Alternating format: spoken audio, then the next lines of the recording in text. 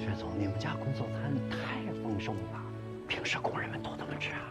这一桌呢，比平时多2个菜。哦，青鱼蒸蛋，还有冒灵狐，都是我的最爱。懂了。你这对工人没得说，没得说。这算什么？徐经理啊，不瞒您说，在咱们桃花镇私营造纸企业，咱们轩家一直给工人上着社保、保险什么的，哎，这么多年都没有间断过。而且我们的工资比别人家的都高点呢。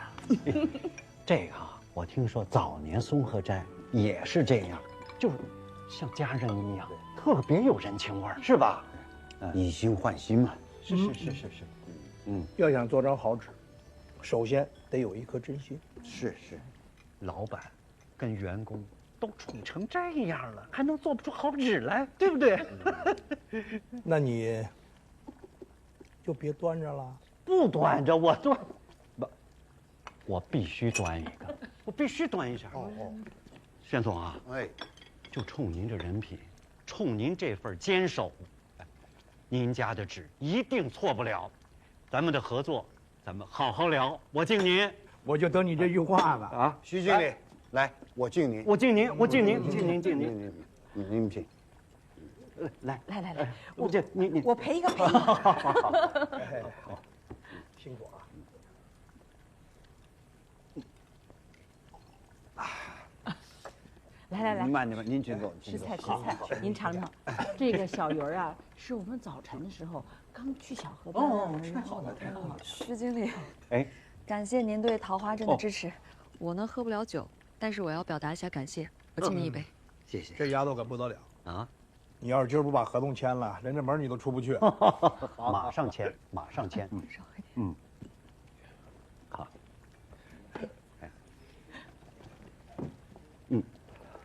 好。江大师，您可不能这么说啊！我向您赔罪还不行吗？好，那咱们两个干一个。少喝一点。少喝点。嗯。你们这。徐经理，哎，江大师，师傅师娘，我吃饱了，我先去忙了，你们慢用。啊，好。这么来，当这个好。味道怎么样？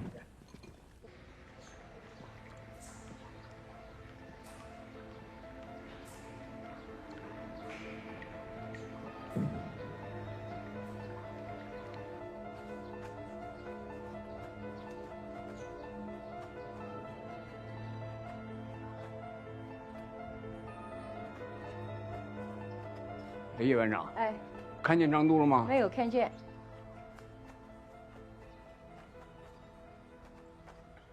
您吃这只土鸡。轩总，我干事从来不磨叽，回去以后，我就给您这儿签一个长期的战略合同，以后松鹤斋每年的这个订单都到您这儿了，这个数量。徐经理，张都，江大师，我想麻烦你们，你们能不能帮我？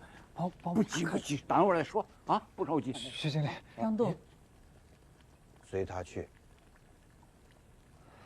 徐经理，江大师，我想请您二位看看，这是我自己造的古法纸。古法纸啊？对，纯古法纸。你造的？我自己造的，108道工序，全都按照古法，规行矩帛，没有半分差池的。哎呀，这有点意思啊！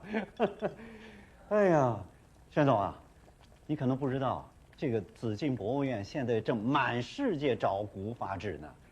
姜老知道这事儿，曾院长每天找我，这把我给逼的呀！我上哪儿给他找这古法纸去？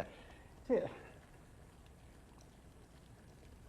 姜老，要不你给长长眼看看？哎，江大师，看不了。你是专家，你就给看看你这。我不参与。张永元，你收了个好徒弟，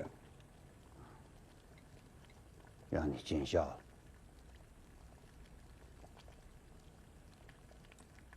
江大师，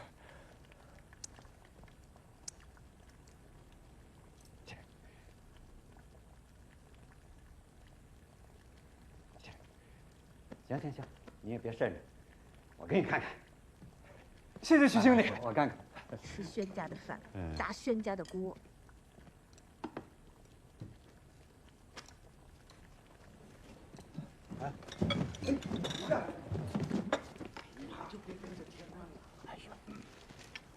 谢谢。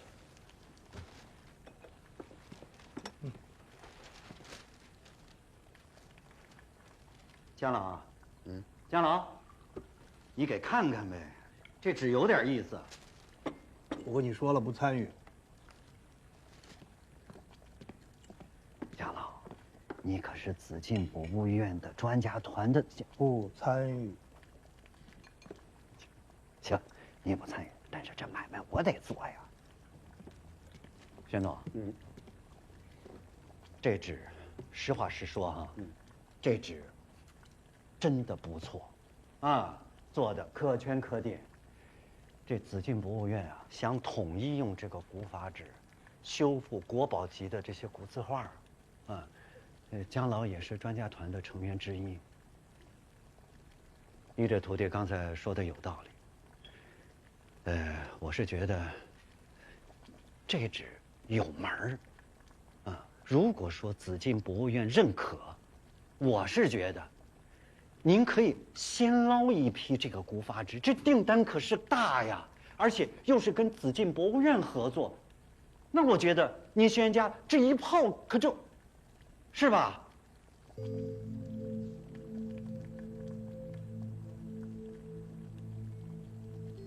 还有啊，宣总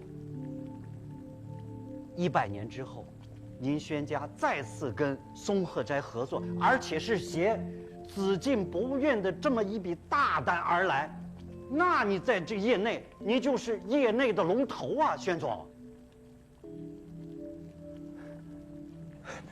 师傅，你就同意了吧？这对宣家只有好啊。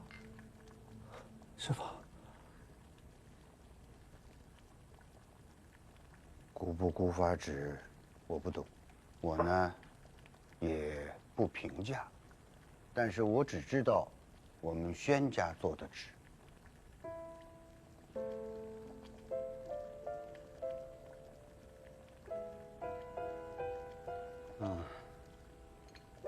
那行，那咱回头再议，回头再议。更何况这个紫禁博物院还不一定看上这纸，对吧？来，宣总，来喝酒喝酒。姜老，来，宣总，敬。永年兄，这徒弟不错呀，活泼可爱，上蹿下跳，就差把这桌子给掀了啊！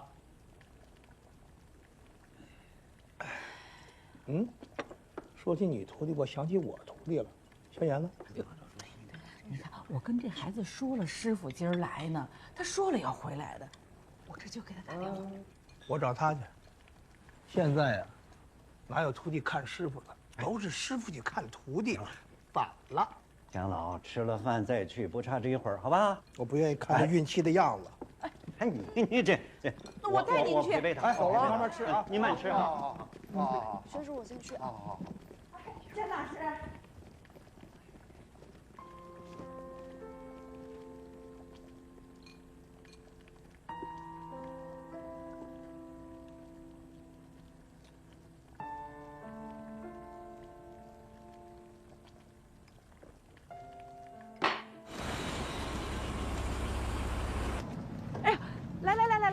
姜大师，好，走，来，请，宣言起来了，请进，姜大师请进。呵，这是遭抢劫了，这是！哎呀，这孩子怎么把这个屋子弄得这么乱呀？哎呦，来收拾，一会儿这孩子把这儿，哎呀，这算什么呀？他当初在我的工作室搞创作的时候，你这是有过之而无不及啊！哎呦，艺术家都有个性。哎呦，你看，这还让您夸他呀？一会儿就收拾好啊！你看他现在把他糟蹋成这样，说明他呀，在专注的做事情。是。我嘱咐过他，做事就要志心一处，不疯魔，不成活。您可真是他的好师傅。哎，乡长，你看看啊，这有点意思，有创意。有意思。山不向我来，我便向山去。师傅，你个小兔崽子！你怎么来了？你不去看我，我不来看你吗？李然，你也在啊？哎，别淋了，你赶紧进去给我洗脸刷牙去。你李然，你帮我招呼大家啊！师傅，张大师、徐经理，这里边太乱了，咱们出去坐吧，给你们倒点茶。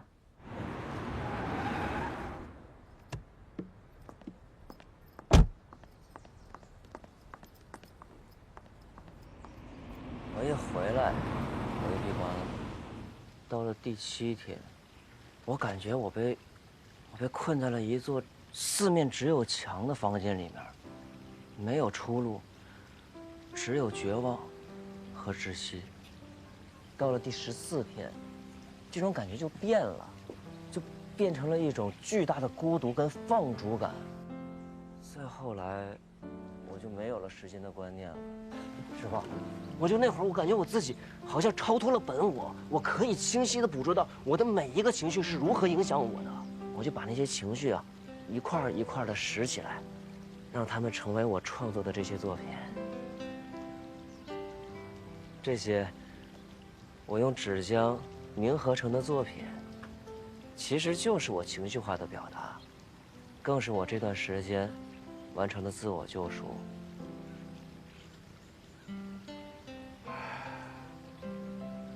幸好我没早来打扰你。现在正当时，师傅，您这会儿来刚刚好，我特别开心。不容易，真的不容易。有些难关呢，你就得自己走过去。是，凤凰涅槃，浴火才能重生。可惜啊，你只学了我的义理，你这画画是不怎么上心，还是？哎，师傅，你要说到这儿了啊，这样，今天都在这儿呢，去看看我那画，不一样了。徐经理，你也帮我看看，如果好的话，帮我推荐推荐啊。好，走，去看看。来，一起啊！啊，来，师傅，哎呀，不一样了，我跟你讲啊，妈，走，一起。我收拾，你别收拾，一起看看。真不一样。你觉得怎么样？很有信心。要不也不会给你打这个电话了。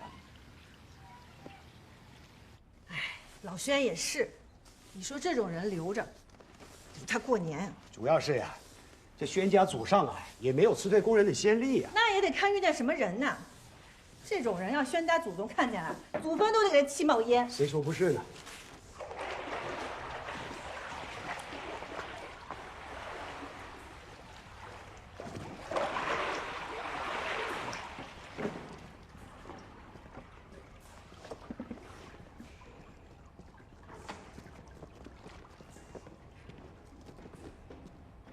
老板，你干嘛去？哎，去哪儿啊？这不是你的操，这是师傅的。师傅许给我。你不配，你不配，配不配又不是你说了算。小满，干活。滚！干嘛呢？小满，起来干活。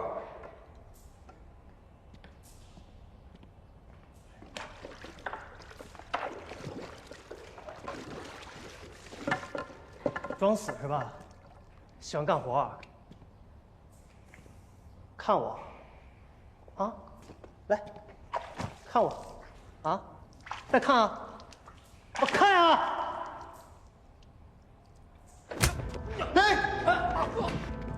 我打人了！打人了！打人了！别打！打！再招我一次，我打你！张都打人！干什么？打架什么？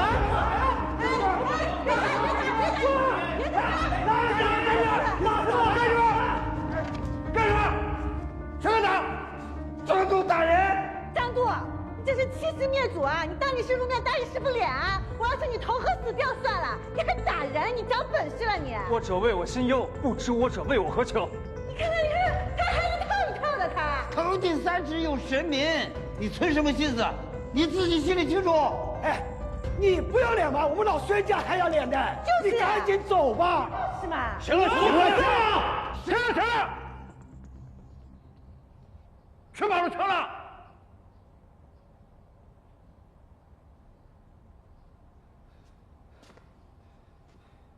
赶快，该干活干活。老爷，带个头，过去，快点，过去，走。哎呀，快点，走。算了，真是没事找事儿。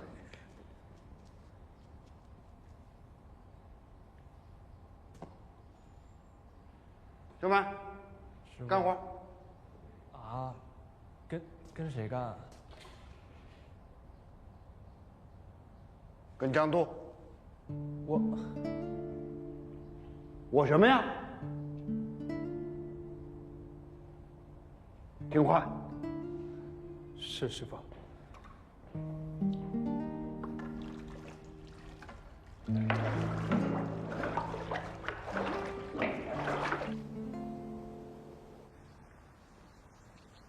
那大家看一下啊，其实这些设计原型均取自于我们国家的优秀传统文化，里面有盛世唐朝的仕女图，也有《红楼梦》中的金陵十二钗，它们都有一个先天的优势，就是大众熟知。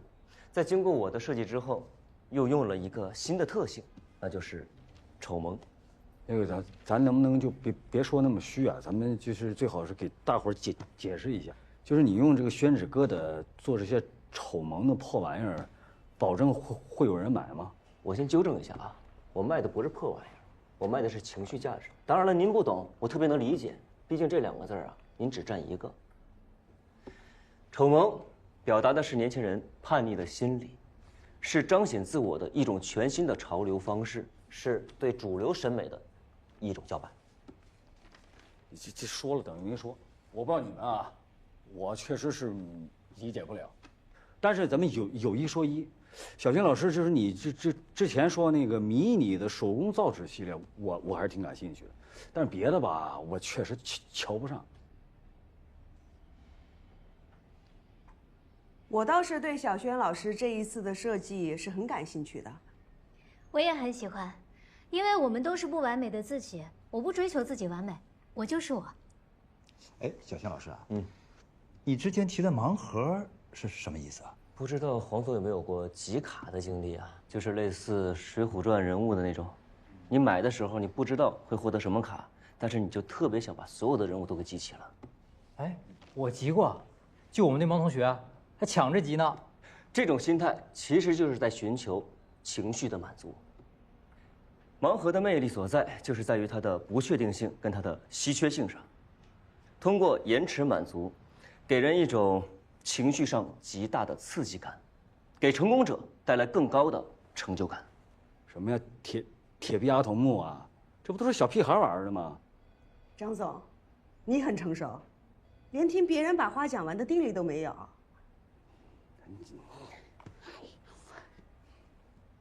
你讲完了吗？那我说几句。我个人呢，倒是对小轩老师这一次的设计理念是很感兴趣的。他全新的设计理念给我们未来的公司的新的产品提供了一个很特别的方向。那么他刚才所说的盲盒的销售模式，也是给我们提供了一条特别的建议。这些呢，对于我们大雅斋来说，都是一次全新的尝试。我这个人是愿意接受挑战的，不知道大家怎么看？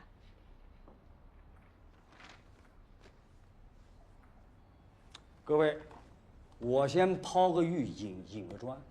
我首先是反对的。我提醒各位一点，大家不要做好好先生，一定要表明自己的态度，尤其是董事长。你要是急于向董事长汇报的话，你现在就可以出去了。不干什么呀？说话一明洋不洋的，开个会你还不让人说话了？小轩老师设计的产品呢，我个人认为啊，是可以去考虑尝试的。我最担心的呢是营销策略和资金投入的问题。就比方说这个金陵12钗，那么首批推出的前6个呢，肯定是走低价打市场的。这样做，我们是想要培养消费群体能够有消费盲盒的这样的一个习惯。我听明白了，比方说有人啊，他已经买了这6个便宜的，那么想集齐剩下的这6个呢，是不是价格就贵了？所以说前面推出的这6个就是什么呢？就是赔钱赚吆喝。那么这一块的投资大概在多少呢？这一块的资金投入，我估计在800到1000万。不可能！什么不可能？投资是你说了算的吗？那投资也不是你说了算的。哎，行了，各位，我该说的都说完了，你们慢慢讨论吧。宣言。到时候把这个不用的话给我送回来。黄经理，去送一下。我觉得呀，投资风险不小，我建议公司啊慎重考虑。就这么多了。他这句话说到点上了啊！你看刚才小晴老师上下嘴皮子一碰，这说起来简单，但是到头来呢，投入巨大的，承担压力巨大的，那是我们，他就负责拿回报嘛，是不是？而且谁敢肯定，砸进去这么多钱就一定能有回报吗？所以呢，我再强调一遍，公司所有的重大的决策，都必须由董事长把关。我会向董事长汇报的。太好了，等你汇报完之后，我们再决定。散会。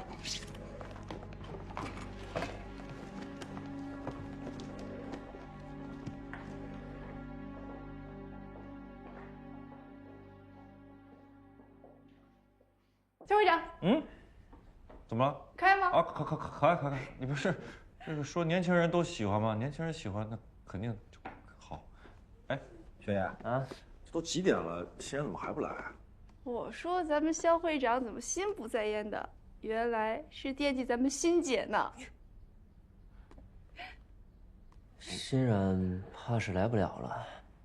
为什么呀？欣姐，饭来了。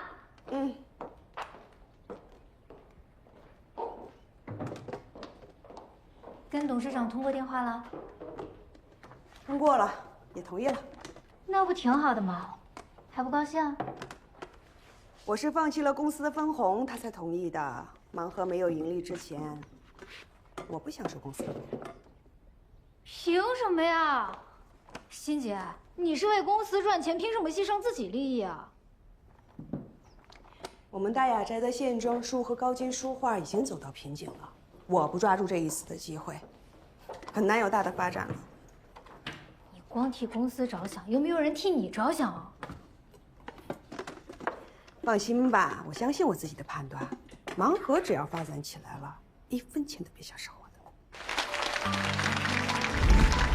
大雅斋宣纸盲盒首发仪式现在开始，请4位领导揭幕。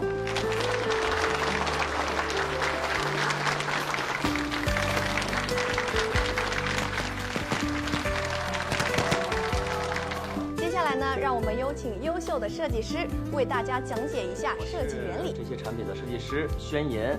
我在设计这些产品的时候，均是取自于像盛世唐朝的仕女图啊，《红楼梦》中的金陵12钗的形象，它代表了年轻人彰显自己的一种态度，一种叛逆的感觉。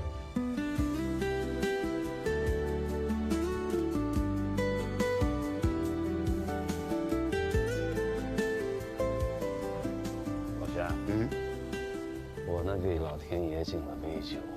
老天爷说了，下一场雨，请1个礼拜，又下一场雨，太阳又出来1个礼拜。你瞅瞅，这多好啊，多白啊！这么些年没产生过这么白的蓼皮了。是啊，所以说，要懂行才行啊。哎，纸好啊，它终究要料好才行。这话你说的对啊。林师傅，哎呦，弟妹，哎呀，你来就来，还拿什么东西？怎么能不拿东西呢？你这1年才能下山几回啊？我跟老轩老说来看看你，这东忙西忙的就没上来，也不知道你缺点什么。我能缺啥？有天有地有檀树，我啥都不缺。那你总不能让我再拿回去吧？拿着吧，山上凉，挡挡寒气也是好的。哎，就是的。你不是膝盖不好吗？我给你拿了一个纯羊毛的护膝，你戴着，哎呦，暖和。徐经理，你不用勉强。你们要是真看不上我们轩家的纸，那这合作就算了吧。别呀，玄总，紫禁博物院就看中了古法纸，您就给做点不就得了吗？您想啊，不管是手工纸还是古法纸，肥水没流到别人那儿去，不都在您轩家田里吗？我们老总听说您这儿的纸好，又给紫禁博物院解决了困难，当场就决定以后松鹤斋的手工纸都在您轩家进。您现在一句话说不合作了，您让我怎么交代呀？徐经理，我不是为难你，我上次就说过，我们轩家不做古法纸。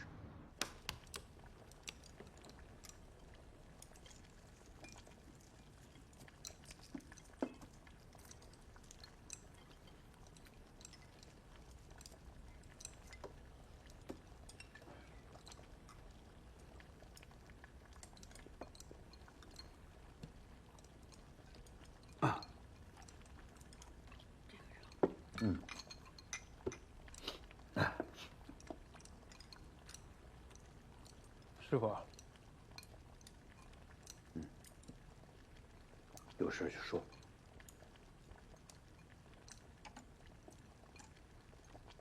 徐经理给您打电话了吧？徐经理也给我打了，徐经理也说，紫禁博物院决定要用古法纸。他们董事长很高兴，拍板说，手工宣纸以后都从轩家订，一年能有400-500万的订单呢。啊，徐经理还说了，松鹤斋国内和国际的资源，我们以后都可以借上力，还会帮我们参与国内外的各个评奖，还有交流活动。以后国家级别的场合和联合国都可以用上轩家的纸，只要我们能合作成，那轩家在宣纸界的地位就稳如泰山了。我跟松鹤斋已经说了，我们不合作。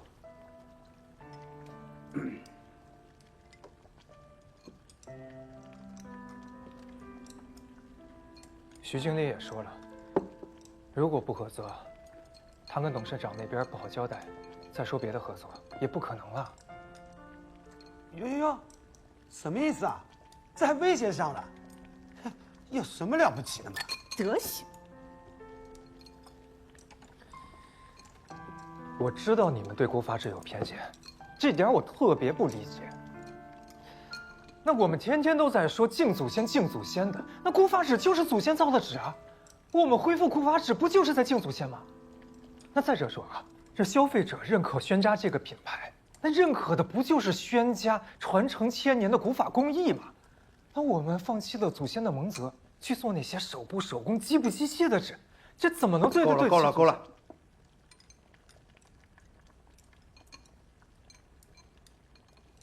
师傅，我们不能再……闭嘴吧你！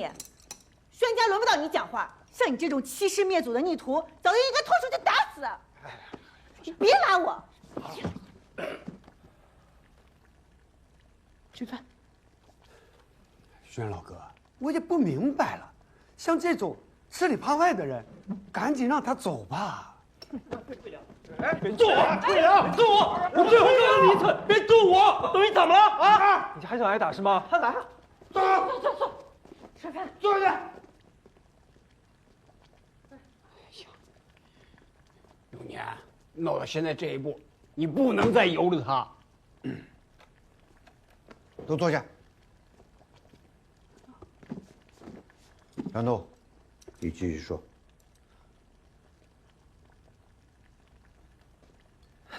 们几个人真是好笑，就只会在这道貌岸然地指责我。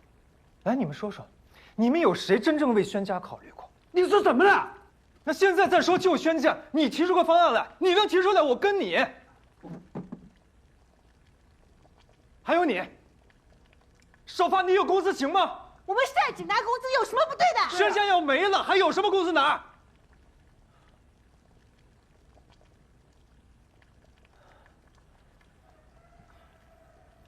宣家有困难的时候，我一个字儿都没有。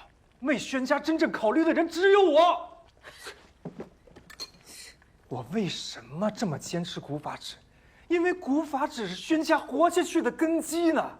我敢当面跟师傅这么说话，是因为我问心无愧。只有我，才考虑着怎么才能让宣家发扬光大。你还不如直接说，只有你才有资格做宣家的传人。您说对了，我就是这么想的，只有我才有资格做宣家的传人。你看看，说的道貌岸然的，这狐狸尾巴露出来了吧你？行了行了，你说完了吗？说完了。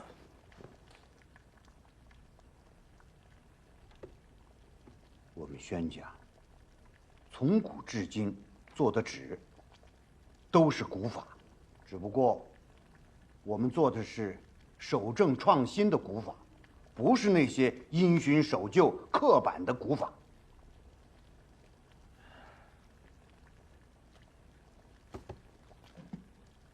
张都，我带你去看看。我们先从原材料说起，这些它是要经过日晒雨淋，再摆到石灰里去漂白，然后再拿到晒场去晒3年。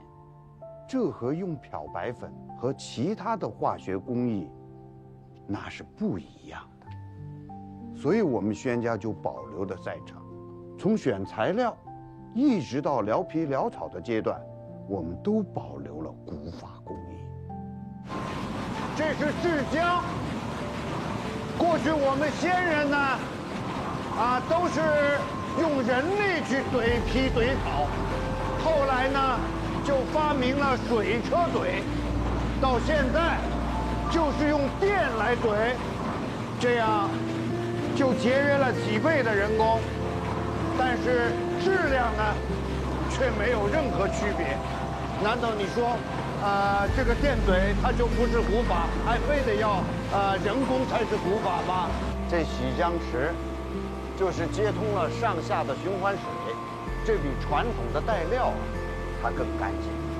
这个宣纸它还对工艺的追求，这青似蝉翼，白如雪，这是我们对工艺品质的追求提升啊。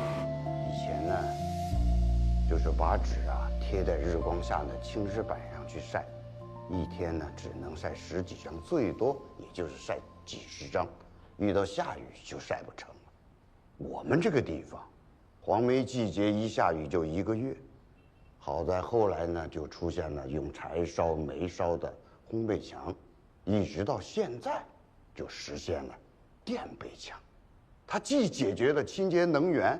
同时呢，那个温度又实现了精准把控，纸的质量那比过去那要好得多了。你说，干嘛不用呢？您就没理解我的思路。我在乎的是怎么才能证明宣家的千年传承。那老百姓们他们不懂，但是他们愿意相信古法就是传承。你那不是在做纸，是在作秀，在装样。那是您对我的误解。我想要做的是怎么让宣家再次荣耀。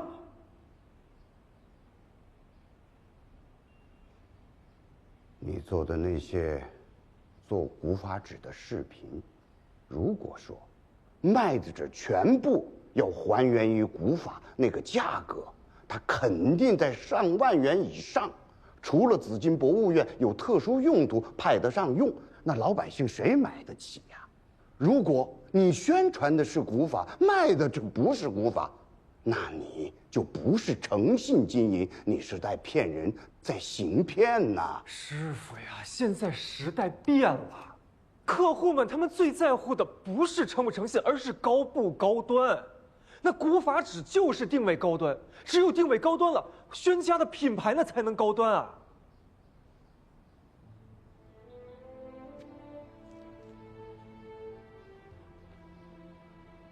张度，我们宣家1000年的传承，我这个国家级的非遗传承人，是装样子装出来的吗？不，您绝对不是。所以现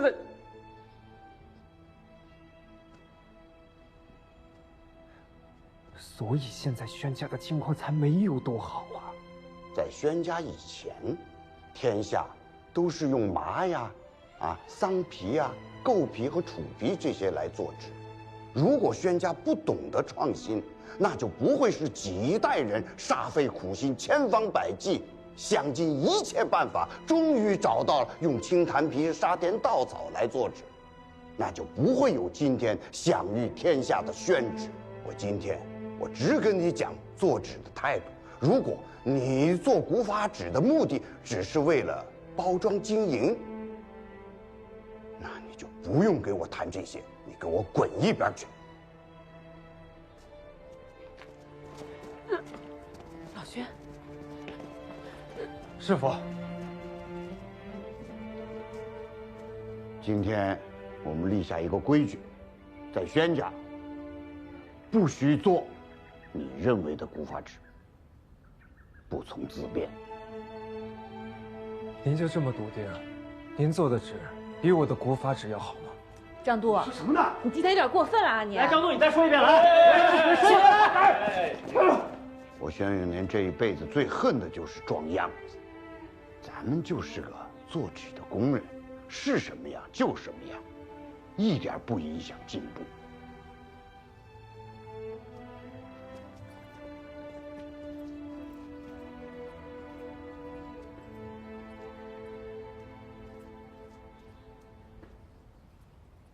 张度，他是你师傅。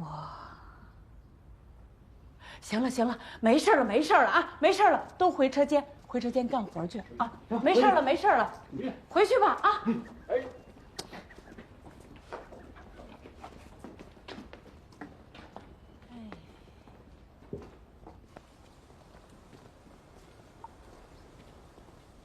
爸，徐经理都等半天了。哟，徐经理，哎呀，姜老，哎呀，您这拳打的真是行云流水呀！什么呀？早知道您来，我还打什么太极呀？早就沐浴更衣，到门口候着了。不敢，您这么说真是折煞我了。爸，许经理他知道得罪您了，专程来赔罪的，自己一个人还不敢来，非拉上我，您就别阴阳怪气的了。我阴阳怪气？哼，我哪敢呢？人家现在手握生死大权，想跟谁合作跟谁合作，想跟谁翻车跟谁翻车。哎呀，姜老，可能，这里边可能有一点点误会。怎么说呢？其实吧，不想合作的，真不是我。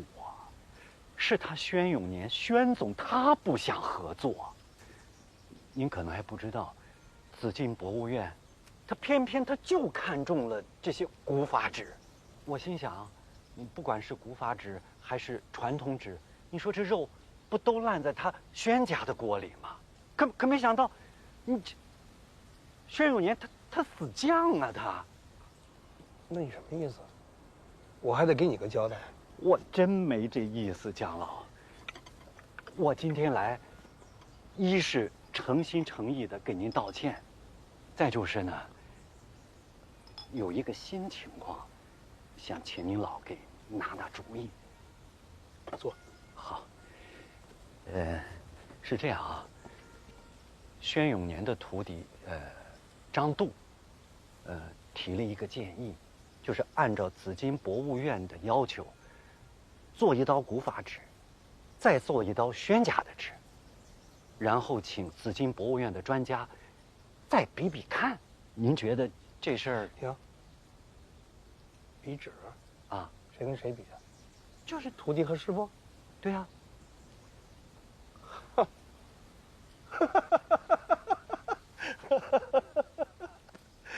这有点意思啊！姜老，你真的假的？你别逗我啊！我还真是没想到，轩家这小河沟子里边还卧着一条过江龙。哎，这回够那老距离喝一壶的。那紫金博物院那边，交给我了啊！只要宣永元他同意跟他徒弟比纸啊，曾院长那边我亲自去说服了。哎呀，姜老，这可太好了，太好了！如果这事儿成了，我一定好好的干。不用，我就是想瞧一乐。嗨，来，怎么了？什么事儿？你师傅可要和张度进行一场师徒大 PK。师徒大 PK？ 你自己看看视频。那究竟是我所做的千年古法纸会更受专家们的青睐，还是我师父宣永年所做的传统手工纸会更胜一筹呢？请看我们决战紫禁之巅。哎，你说这宣老爷子对张度这么好，拿他就跟自家孩子一样。这都说啊，这紫金博物院是认准古法纸啊，我也认可这小子。谁说的？外边都这么传，这视频都在这儿了，这还错得了啊？人家现在都看好张度，还拿这个打赌下注呢。你是不是也参与了？我能干这违法乱纪的事儿吗？这什么性质？这欺师灭祖啊！这应该清理门户。这要在古代，这事儿你深有体会啊！嘿，二虎，别说什么呢？你别，行，急了，坐，咱说正事，说正事。话说回来，我觉得这事儿啊，张度做的是太不合适。你师傅是谁？那可是国家级的飞机传承人，这被自己徒弟挑战，万一张度要赢了，宣永年可丢大人了。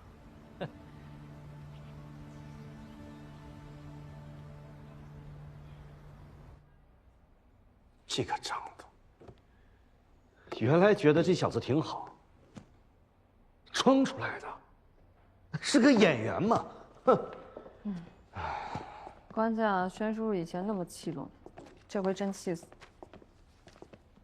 那宣叔叔现在什么态度啊？没好问，不过想也知道，这比也不是，不比也不是，哎，骑虎难下呗。唉，宣家这次呀，真是麻烦大了。遥想当年，与痛失弟子章太炎，反清为不忠不孝，愤然宣告，屈原无视弟子。廖主任，您说的这个章太炎反清的故事啊，这是进步思想，和张度是两码事儿。鸡蛋里挑骨头，我这是在表达我的悲愤之情。我没有说。主任，您这哪是鸡蛋里挑骨头啊？鸡蛋都要让您说成鸭蛋了。你们两个什么态度？比那张度好不到哪儿去。我没。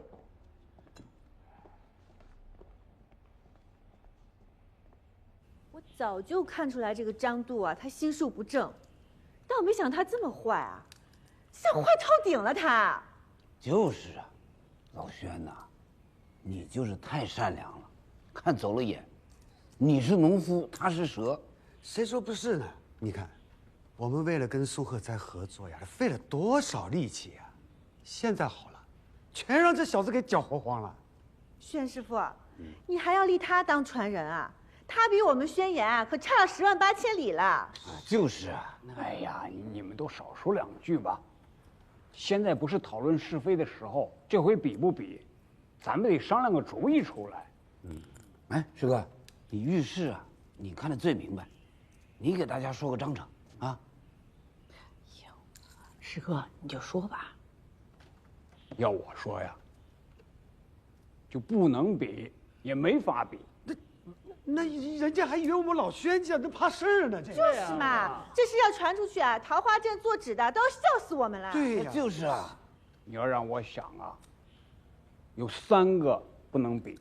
这第一啊，紫金院的专家认定了古法纸，怎么比了就是输哦。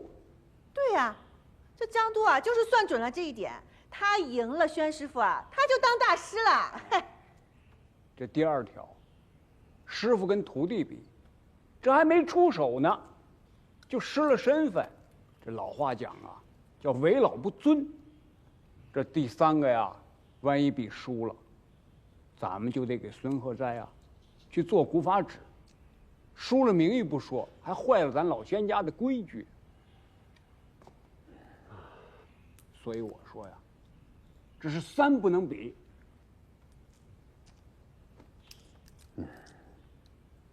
老壳子呢？哎，说的也对，现在就是啊，你肚子再胀，这口气啊，也得咽下去。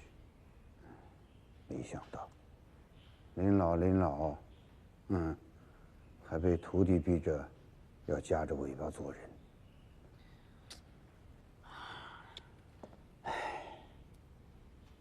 这口气咱不咽。宣言回来了。他张度想比，那就陪他比，不过不能跟我爸比，他不配。我来。哎，帅啊！兵来将挡，水来土掩。咱宣家怕过谁呀？是不是妈？就是。宣言，哎，你这个主意不错。永年呀，这宣言说的对啊，让宣言跟张度比，2个晚辈就是输了也没什么大不了的。辱没不了咱宣家的名誉。没错，哎，这就叫大事化小，小事化了。看看，这关键的时候，那还是得看我儿子，还得是我们宣言。不是，哎，老盒子伯伯，怎么就输了呢？我不仅要赢，我还要把孙鹤斋的业务给拿回来。好，有规矩。我跟老宣交了宣言10几年，还怕他这个新手吗？我来帮宣言抬脸，有我们大家做你的后盾，不怕。一炷馨香透云霄，白鹿贤书渡石桥，宣誓祖先开云路，哎，千秋万代共宁海。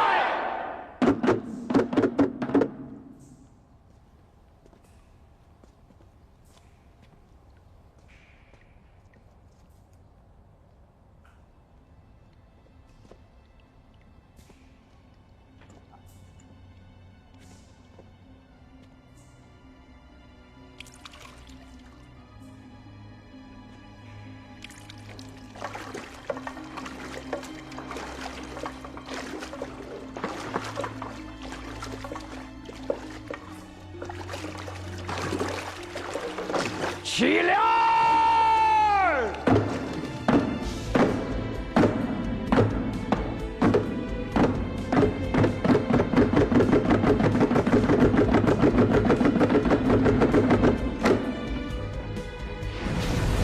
荡起星斗仪，只将凝作月光一。水纹动，星辰魂印塑真元。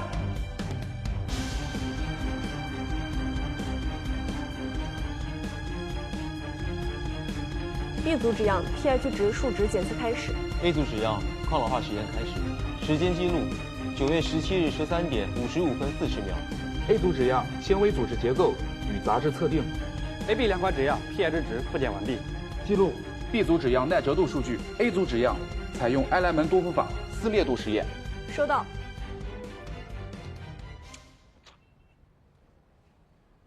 你好，那个，问你一下啊，就是现在结果出来了没有啊？现在我们专家组正在开会研讨。啊，结果出来我通知你。谢谢啊。怎么这么磨下去啊？都1个多钟头了，就不能等结果出来之后再叫我们过来？哎，张舵，要不然咱们回去吧。他们都是学识渊博、学贯古今的专家学者，态度专业、严谨、审慎。你也严肃点。一个整天做梦都想当大师的假大师，今天是要见到真大师了啊！理化实验的结果出来了。是的，可能是原材料和水源相同，两组样纸的理化数据非常接近，都达到了标准。但是在白度、均匀度和杂质测试这3项来看，B 组样纸的表现更好。B 组，这不是轩家的手工纸吗？是的。行，你忙去吧。哎呀，这都定好的事儿，还折腾干嘛呀？既然大家意见统一了，那就定了吧。就选古法纸。哎，怎么叫大家？怎么就统一了？我是来观光的游客，不作数，是吗？你个老东西，你不是游客，你倒是发言呀！再不说话，我还以为你死了呢。那也是被你们几个老东西给气死了，只是拿来用的，试都不试就定了，就因为这个东西叫古法纸啊。天津的包子还叫狗不理呢，你喂喂狗试试，看它理不理。各位都是专家，说话做事要严谨，要负责任的，不能狗带嚼子胡勒。不是老姜，你才胡勒呢！这古法纸和狗不理能一回事吗？好，那我问你，这次咱们修复的字画是明清的，你这个古法纸，所谓的古法是哪朝哪代的古法？啊？一天让你吃3顿饭都吃一样，你还不愿意呢？这宣纸1000年，从选料、配方到制作工序，那都一成不变吗？你们搞研究搞了一辈子了，不能因为古法纸这3个字的噱头，就给你们灌了迷魂汤。这老东西啊，这辈子那嘴就跟小刀子似的，不戳伤人，他心里难受。这次大规模的国宝修复，关系到国宝文物的千秋万代，选最好的纸，才是我们的责任和态度。哎，我说老姜，你这干嘛生气啊？啊，这个姿势体大，啊，既然把话说出来了啊，你这个老姜也表明态度了，是吧？我们心里就有数了啊，保证做到这个公平公正。你不公正，我骂死你！来吧，那就试纸吧。来，试纸啊，试纸。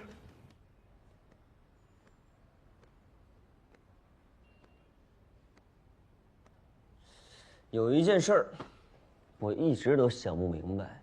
来，张度啊，张度，你说你干什么不好？为什么非要想当一个大师呢？那有一句话说得好啊，叫“女怕嫁错郎，男怕入错行”。哎，你就是真想当个大师，你当个易经大师，当个国学大师，你就是出家也能做个大师，对吧？那不都比捞纸强100倍吗？好，就算是你捞纸真捞成了一个大师，那不还是个捞纸的吗？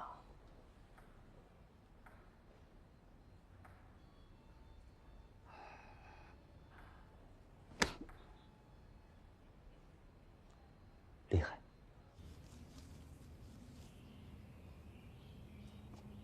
嘿，这老小子哎，有模有样，天衣无缝，你还不服不行。先别说服不服，你们几个老家伙呀，好好的看看这2张纸。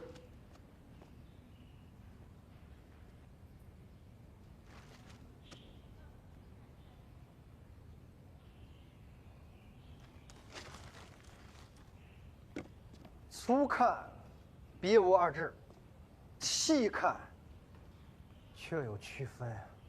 你就别学我咬文嚼字了，就直接说哪张纸好。负责任的说啊，还是轩家的传统手工纸更好。润墨自然，灵动。你别说啊，透着那么一股灵气儿。姜老师啊，您怎么说啊？赶紧显摆吧，别剩着了。你们要真想知道，就把那2个做纸的小子叫上来，仔细问问他们是怎么想的。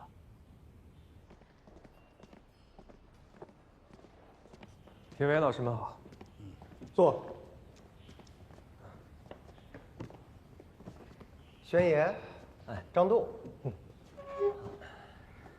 我们专家组呀，对你们2位造的纸啊，分别进行了理化方面和艺术方面的分析研判。今天请2位来，就是想和你们好好聊一聊，在造纸上，你们有什么样的体悟和感受？谁先来呢？好，那我先来。我在造这刀纸的时候，我的脑海中忽然浮现出了一首诗。我觉得这首诗就可以代表我当时的心境。诗？也好，讲一讲。好。一帘雪浪出深山，天楚声中见大观。不向人间争艳色，只留清气满坤前。挺好，托物言志，寂静生情。你这首诗啊，临摹了王冕的墨梅，不由人夸好颜色，只留清气满乾坤。你是不向人间争艳色，只留清气满坤乾。把乾坤换成了坤乾，也可以啊。这诗还能临摹啊？啊？那当然了，不过呀，这有一个伦理边界，独创性增量，语境充够度，文本变异率。《银川杂录》里有这个偷语、偷译、偷视3级评判，最忌偷语。偷语就是我们所说的这个抄袭。我只是借诗言志罢了，让评委们见笑。老师，你谈谈吗？我们这桃花镇上啊，挨家挨户的都造纸，镇上的小孩呢，都会一段顺口溜：剪纸的先生，捞纸的匠，晒纸的伢儿不像样。这捞纸的大师傅是最牛的。那会儿挨家挨户都穷，一到过年，谁家有糖有点心，不用问，捞纸师傅家里肯定有。所以我6岁的时候，我就跟我爸说，我说我要学捞纸，我爸一口就答应了，但是他把我给蒙了，他根本就没教我捞纸，那整天就带我去那个青潭林还有水稻田里干活，但我那会儿小，他老打我，我也不敢问，我就只能整天陪着他，一待就是一整天。那我爸跟林伯2个人，那就是2个闷葫芦，一声不吭，埋头就是干，从天亮到天黑，一天又一天，一年又一年。就这样，我就看着那一棵棵的青檀树慢慢的长大，被砍下来一根根的枝条，剥下来一缕缕的青檀皮，被制成一捆捆的蓼皮。看着那一茬茬的水稻成熟，稻秸秆被割下来做成潦草，整整3年啊，3年，一张纸都没让我捞过，还反反复复的让我去背祖训那几句话：清谈3年成才，稻草3伏炼骨，用料当如世亲，莫负天地之恩。这有一天我实在我就忍不住了，我就问他，我说爸，你到底什么时候开始教我捞纸？他说啊，我早就教你捞了。每当我捞纸的时候，我就会想起那一片片的青檀林，还有那一片在春风中节节拔高，秋风里稻穗饱满的水稻田。时至今日，我再看到那青檀林喝水稻田的时候，我仍然能感受到一股亲切的感觉，是他们养活了我们千年宣家，他们是我宣家的一部分。用他们造的纸，那和我们是一样的，是会呼吸、有情绪的活物，是藏在纸中、千年不散的神。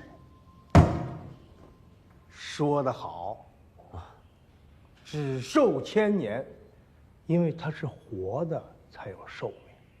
它要是个死的东西，你就过上个1亿年，它还是个死东西。对，正因为它是活的，才有了纸的神，才有了我们书画的韵。该让你老小子出风头啊！这句句在理儿，是那么回事儿。今儿啊，我们被这个年轻人啊，给好好的上了一课。还没听出来吗？他就是宣家人，千年宣纸，千年宣家呀！你们发现没有？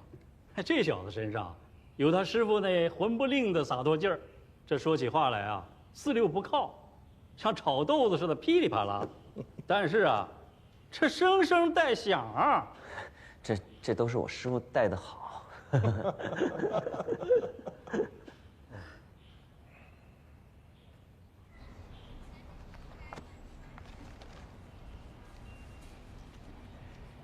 你小子，行，那几位老专家我都伺候不了。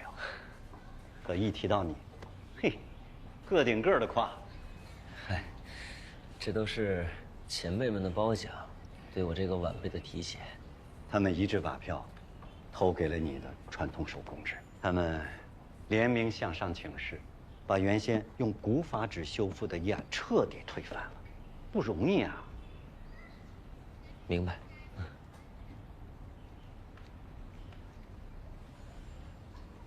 咱们的合作就这么定下来了，别的我就不多说了，就一条，你们的品质连带着我们松鹤斋的荣誉，不能掉链子。请您放心，我们宣家视纸如命，合作愉快。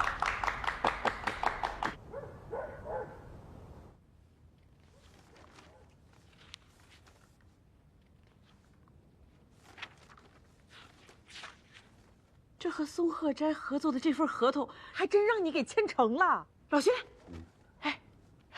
徐经理会跟你们讲啊，需要什么样的纸，要多少，定什么价格，还有打款方式，那个副页上都有写，你们慢慢研究。我还有事，我先走了。哎，儿子，板凳没坐热呢就走啊？大雅斋那边在搞文创宣传，整天催我过去，一大堆事等着我弄呢，我得赶紧过去。轩辕，那个。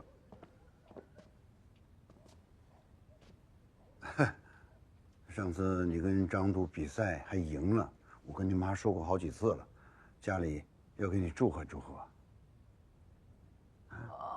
是，你爸早说了。好，我最近忙，要不这样吧，等我最近忙完了再回来一块吃。我还有个事儿，我想问你一下，就刚才你们在回来的路上，张度说了什么没有？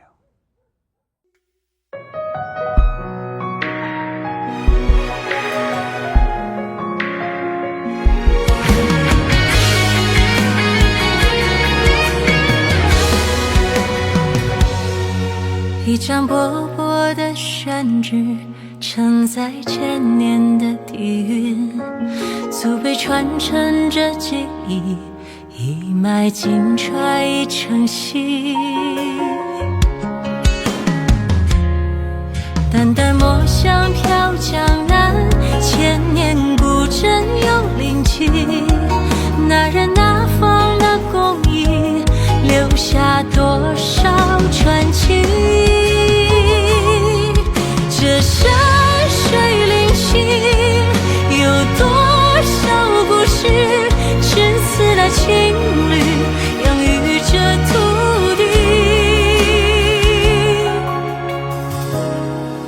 养育着土地。